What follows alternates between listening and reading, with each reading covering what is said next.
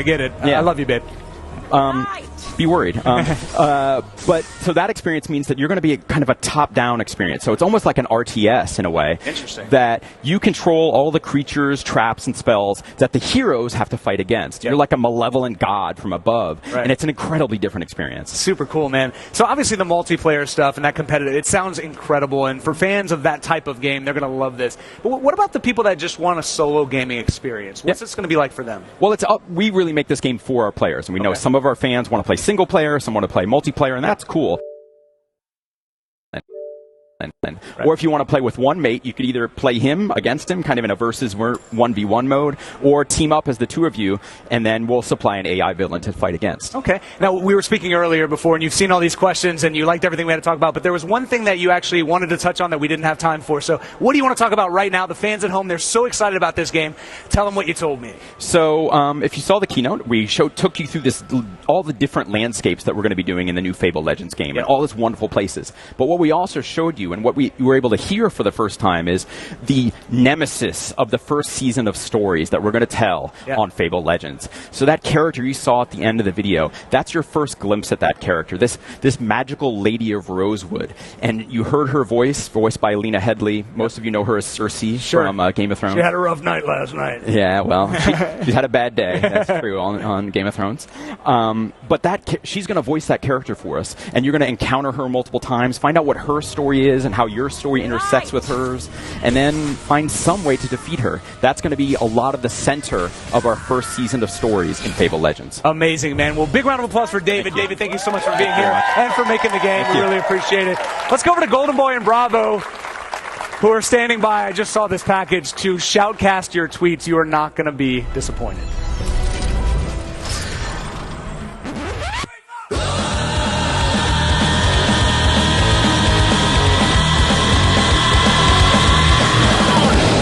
Hey, I'm Bravo here with Golden Boy, and this is Twitter Shoutcasting Round 1. Now, let's go ahead and put 60 seconds on the clock and get right into the casting. Let's go on ahead. Go ahead, kick it off, Bravo. All right, first one is Carl St. James says, attempting to stream last year's Xbox conference on a 3G connection in my local library was a bit of a low point. Hashtag E3. That's the struggle. Level Up Todd says, there are many things that I just completely get lost in excitement for, but today is one of those things at E3 2015. All right, next up, ADM says, the E3 hype train is real. Oh man, what a great first day of seeing what has been revealed for this year. So much more to come. Hashtag E3 2015. Strangulate FTW, by the way, great name, says, I'm way too hyped to watch this with all of you. Could barely sleep last night. I want to see my timeline explode. Hopefully you got a good night's rest. Hashtag Xbox, hashtag E3, hashtag Gears of War. At first I thought I said I could not wait to sleep with all of you, but good thing he caught himself. Melanie Max says Tomb Raider, Gears of War, and Halo. This Xbox E3 conference is going to blow my mind. Hashtag smiley face. So Sleepy says, game faces are on. What you got, Microsoft? Because we're going to bring it to you. That's a Hulk Hogan vibe. That sounds like a challenge. Calvin Cabana says, I wish I could be there at E3 2015. Always been a childhood dream for sure. One day, trust. Maybe it might happen. Jumpy Jack Show says, good morning, everyone. Happy E3 2015 week. Can you feel the excitement? Hoping that the momentum continues after what we saw last night. Let's go. And that is going to do it here for round 1 of Twitter Shoutcasting. But keep tweeting at us using the hashtag Xbox E3 because we will be back. I'm Bravo. And I'm Golden Boy. Until next time, keep the hashtags coming and we'll see you on the other side. Oh my God.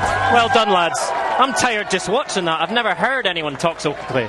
Anyway, bit of a change of pace now because one of my favourite reveals from today's briefing was the new game Beyond Eyes. Absolutely beautiful, and we're very lucky because we've got a behind-the-scenes look at this beautiful indie title from developer Sharida Halato. Check it out.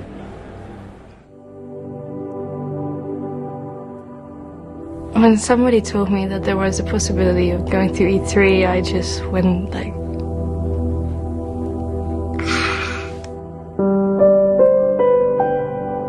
So in Beyond Eyes, you meet a 10-year-old girl named Ray, and when she was younger, she got into an accident, and as a result, she's been blind. She was severely traumatized to an extent that she doesn't feel comfortable leaving her home. She's afraid of loud noises, she's afraid of unpleasant objects, and she's kind of sheltered. So she lives in a really nice closed-off garden where everything is nice, and there's birds, and there's flowers, and everything's pleasant, but at the same time, it's quite lonely. And then at some point, she meets this really gorgeous fat red cat called Nani, and they become friends, and they play together, and they do like little hide-and-seek games in the garden, and she's actually feeling a lot better. At some point, Nani tries trying to kind of urge her to go outside with him to play. She doesn't. She feels she's too scared to do this. But then the cat disappears. And this is kind of her kind of call to adventure, where she goes out for the first time to confront those fears in search for a friend. And then you kind of go on this journey where you encounter new people, new things, and hopefully find a Cappy. I wanted to show the world through kind of the way her senses stopped developing at the moment she became blind, her visual sense. So the things she remembers are kind of the way a small child perceives the world. So something that is frightening is monstrous, and something that's pretty and exciting is very vibrant and slightly oversized. I wanted to tell the players a story about overcoming that sort of bad things happening in life. And things happen and sometimes it's pretty tough, and I wanted the player to kind of experience with Ray what it would be to face those fears and to kind of overcome them.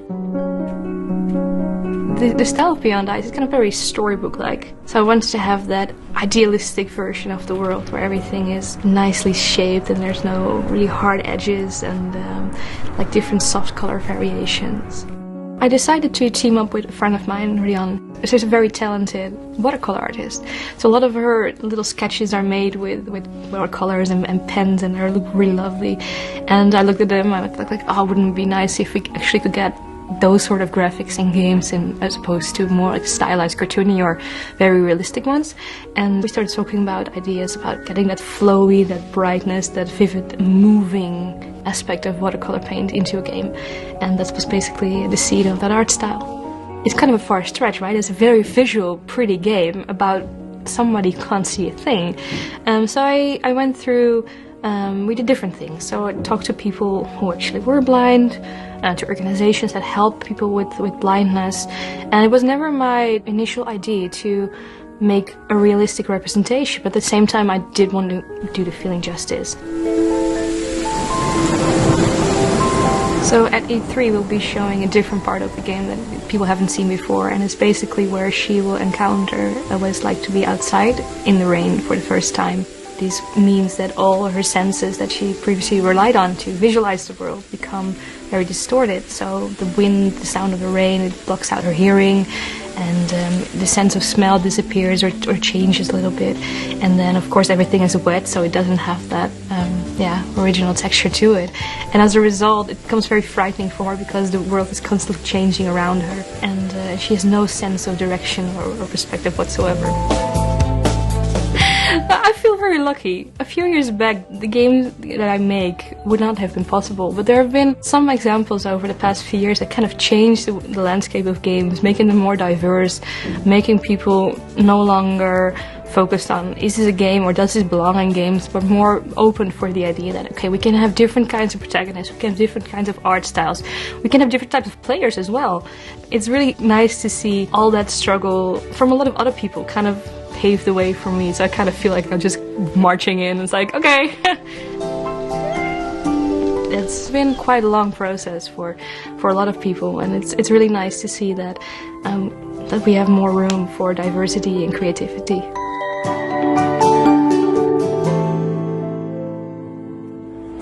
So there's Beyond Ice, just one of hundreds and hundreds of really amazing stories that you see on Idea Xbox. Fantastic. So if you're watching this on Xbox One at home, it's time for you to pick our next game trailer. So vote now, and we'll reveal your choice a bit later in the show. We've got tons of new games, from AAA racing titles to crazy cartoon-inspired indie. So do the democratic thing, make the right choice, make your selection now. Alright, earlier today we got our first glimpse at the massively multiplayer space epic Elite Dangerous on the Xbox One, and here now with an exclusive look at the gameplay and even more news is David Braben. David, welcome to the live show. How are you? I'm very well, thank you. Cheer for David, everybody! Good to be here, thank you. David's come a long way. It's good to see you, mate. It's really good to see you. So first of all, for those who haven't seen or experienced Elite Dangerous yet, can you give the viewers and everyone here as well an overview of what Elite Dangerous is? Right, well, you start off with a small spaceship and some cash, and you can do what you like. You can go and adventure, explore, trade, be a pirate, attack other people, assassinate, whatever you like. The idea is it's the fun world for you to really immerse yourself in. And we have some new things coming to Xbox as well, of course. Fantastic. It was looking at it on the screen down here. It looks absolutely beautiful. But we've got an exclusive here, actually. A world exclusive. So you announced the CQC esports mode. So let's take a look at that, and then I'm going to ask you some questions. Okay. It's exclusive. The Federation welcomes you to CQC Close Quarter Championship. The games. Every pilot has a reason to compete. Find your fame. Test your mettle. Hone your skills. Become a champion.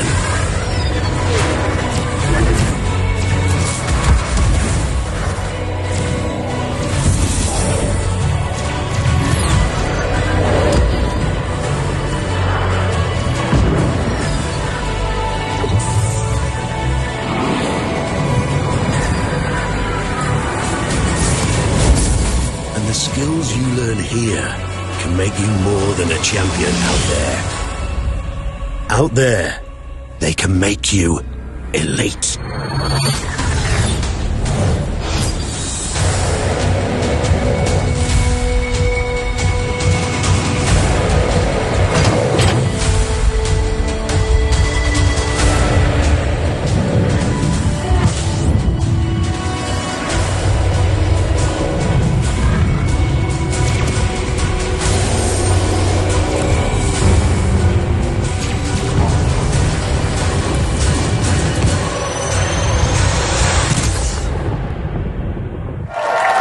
What is up, everybody? You just saw a world exclusive. David, thank you so much for bringing that in. Tell us more about CQC mode. How's it going to work?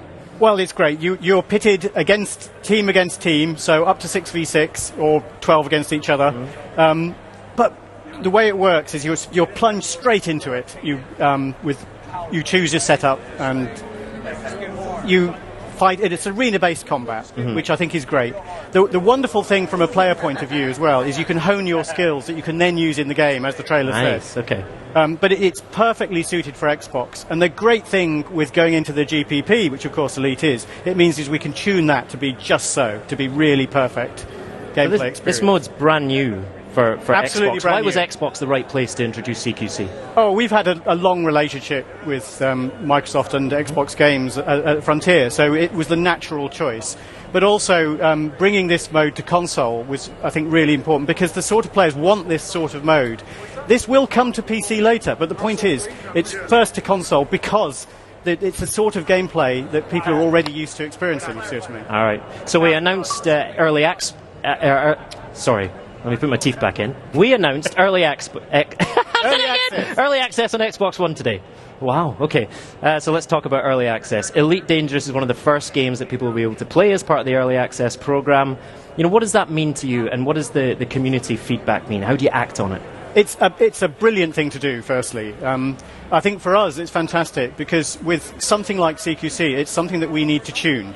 We know it won't be perfect, but we can make it ever better all the way through with the help of the Xbox community. And I think that's fantastic. People can engage in it, have fun, and it will just keep getting better. And we'll work out what modes work best and tweak those so that they're just right. David, you're an absolute video game legend. I thank you so much for joining us today. That's absolutely Thank you very brilliant. much.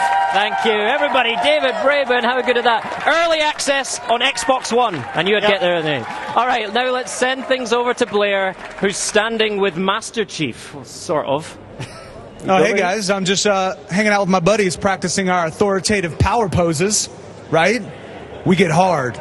We get real hard. So these guys voted, you guys at home voted for your next trailer. Ladies and gentlemen, Dark Souls 3. Sub.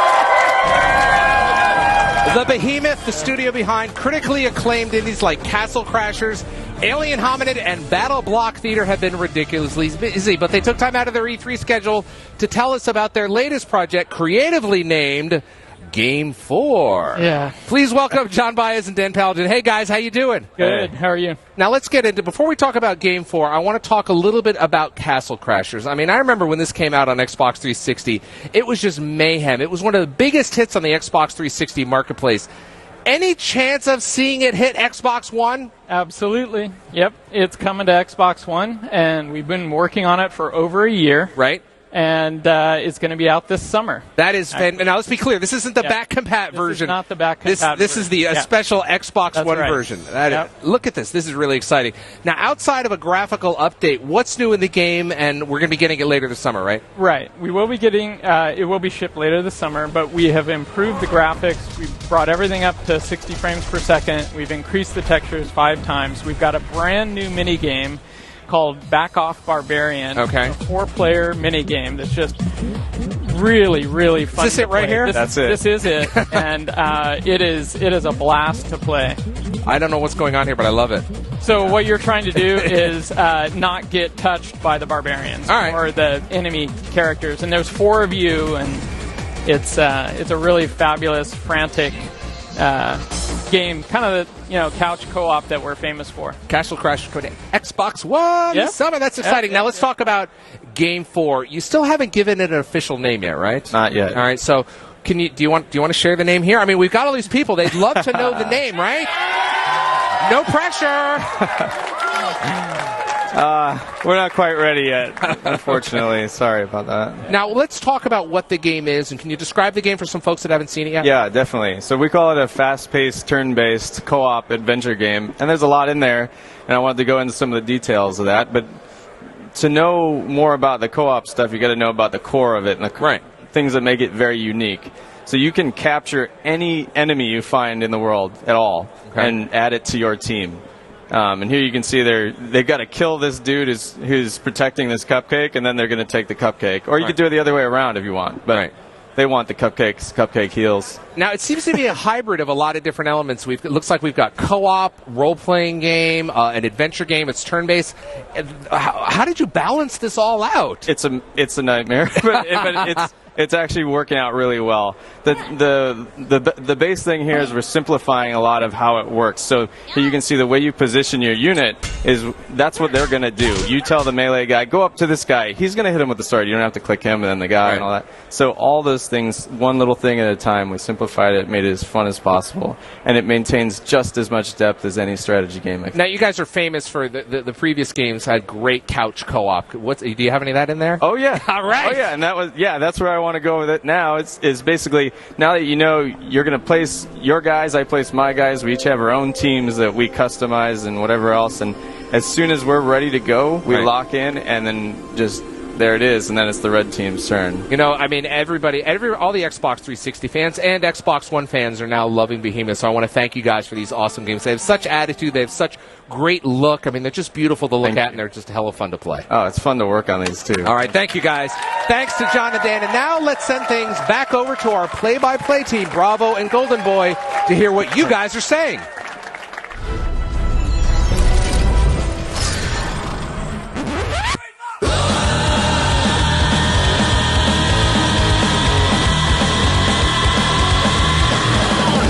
Hey, we're back with another edition of Twitter Shoutcast. Now let's go ahead, throw 60 seconds on the clock. Here we go. Kicking it off with Chaotic Priest says, whoa, PC mods transferred at Xbox Now. That's huge. And tons of hashtags, indeed, huge news as well. Now, Kenny Overman says, just drop the mic, Xbox, before I wake up from this fan